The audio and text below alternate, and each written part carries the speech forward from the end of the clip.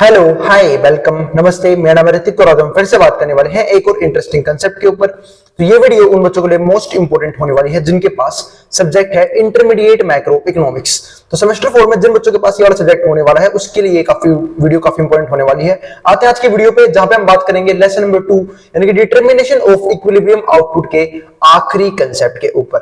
ठीक है, तो इसका जो फर्स्ट पार्ट है ना, interaction between aggregate demand and aggregate supply, वो अपलोड हो चुका है ऑलरेडी। पहले वो वाली वीडियो देखना, उसके बाद ही ये वाली वीडियो देखना, वरना समझने में थोड़ी सी दिक्कत आ सकती है।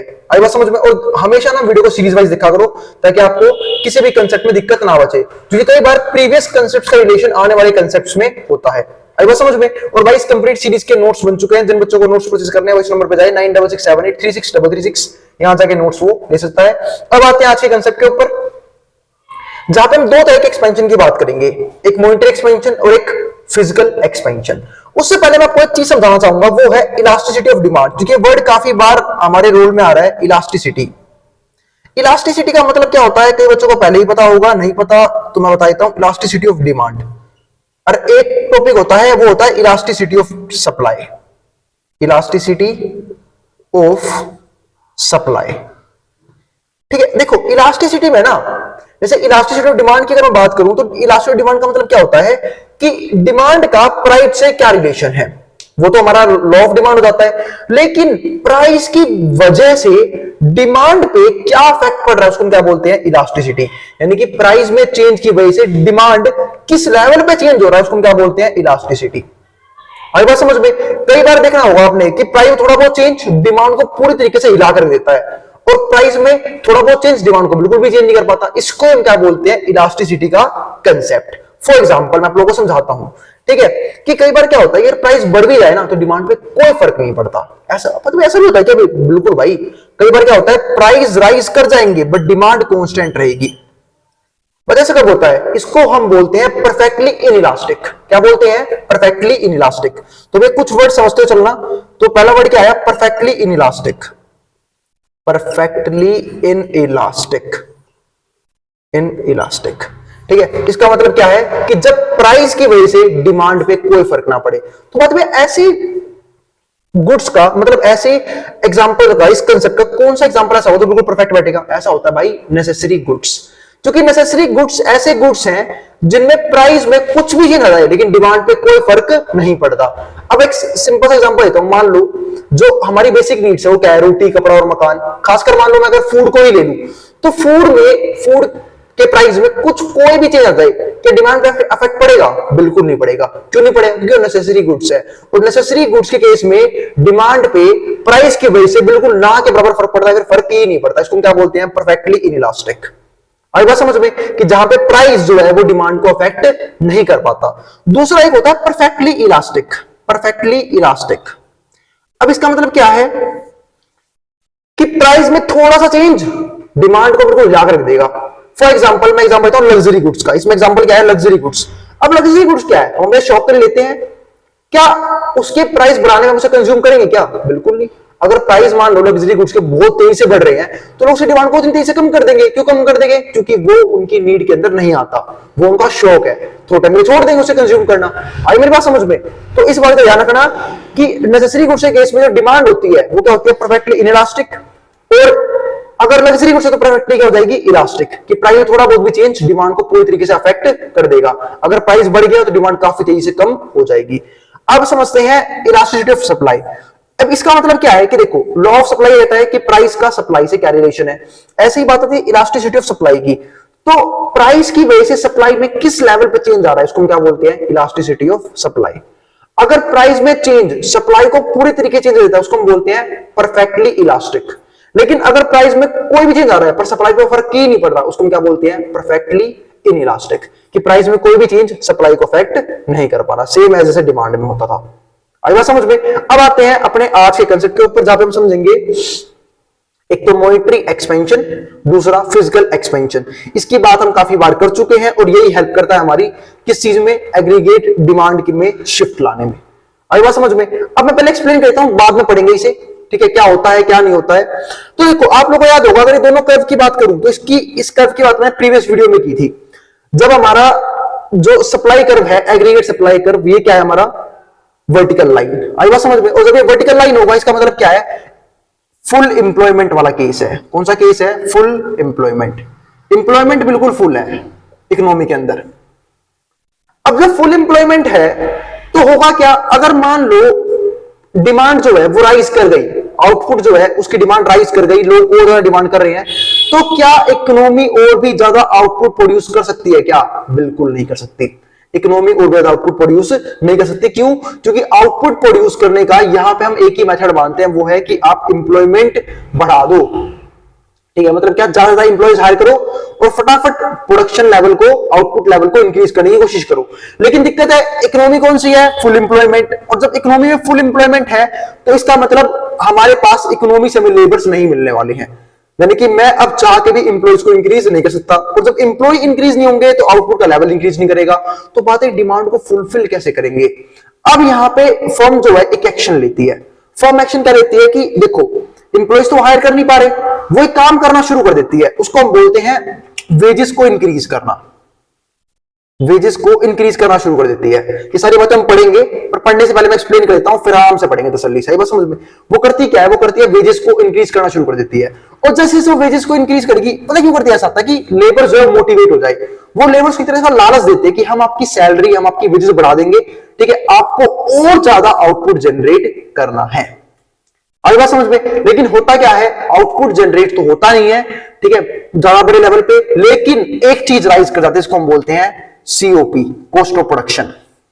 अब कॉस्ट ऑफ प्रोडक्शन राइज कर गई तो इकोनॉमी में होता क्या है, प्राइस लेवल राइज कर जाता है, प्राइस बढ़ जाते हैं, और प्राइस बढ़ने की वजह से डिमांड फिर प्राइस बढ़ने की वजह से जो हमारा एग्रीगेट डिमांड है, मतलब रियल बैलेंस में कोई फर्क नहीं पड़ता, आउटपुट लेवल बढ़ नहीं रहा, प्राइस बढ़ गए हैं, प्राइस बढ़ने की वजह से हमारा जो एग्रीगेट डिमांड है वो राइटवर्ड शिफ्ट कर जाता है। आई बात समझ में? इस तरीके से जो है वो बिडागर होता है। मैं आपको समझाता हूं इस चीज को अच्छे से। सपोज करो अगर वेजेस हमारी बढ़ गई, तो वेजेस बढ़ गई तो अब लोग और ज्यादा डिमांड करेंगे, पर दिक्कत है आउटपुट लेवल तो इंक्रीज हुआ नहीं है उस लेवल पे, तो होता क्या है, प्राइस राइज कर जाते हैं।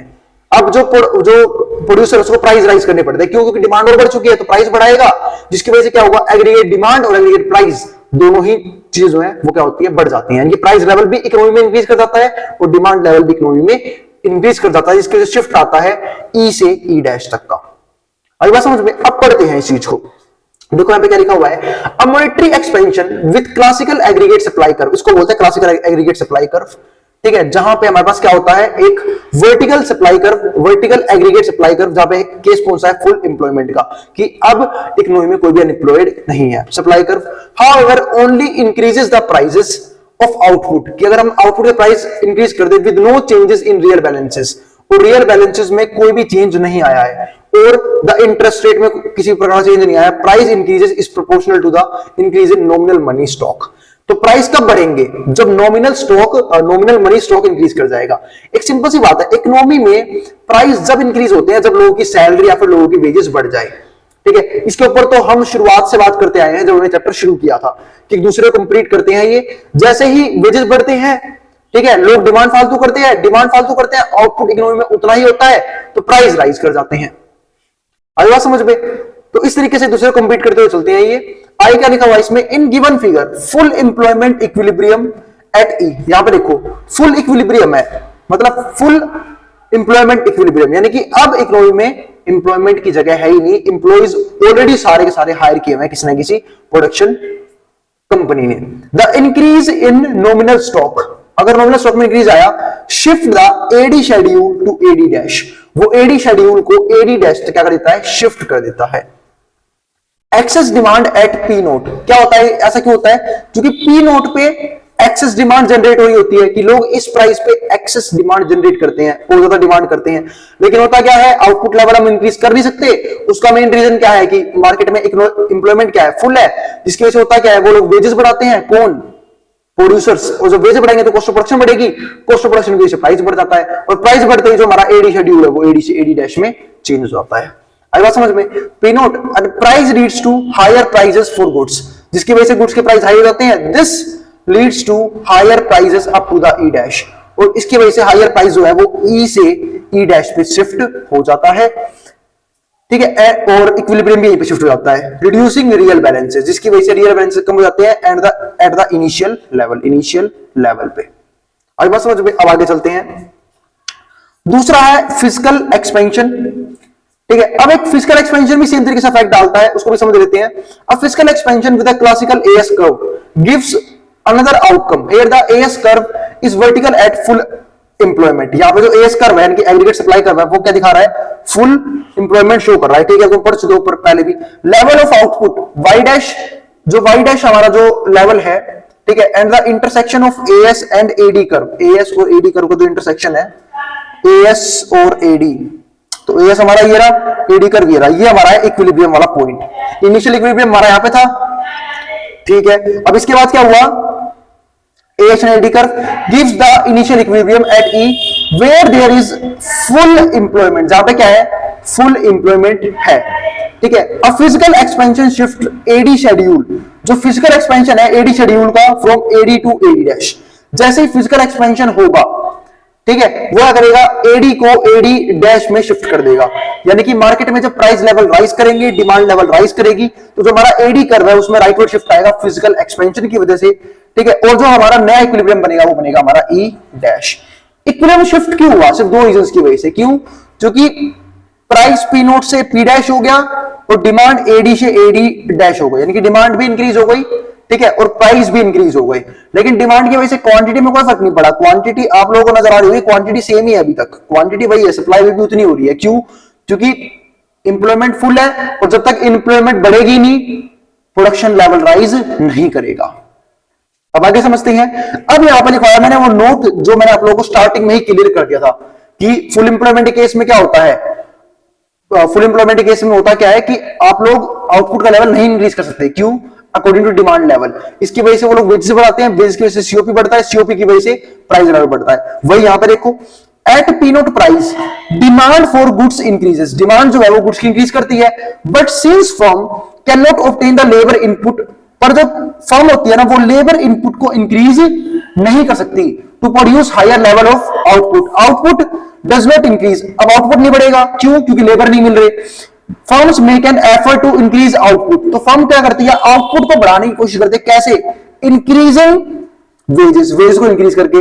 This increases cost of production, जिसकी वजह से क्या बढ़ता है? कॉस्ट ऑफ प्रोडक्शन बढ़ता है, और कॉस्ट ऑफ प्रोडक्शन की वजह से क्या बढ़ता है? प्राइस राइज करते हैं, P टू P डैश, और जिसकी वजह से शिफ्ट आता है।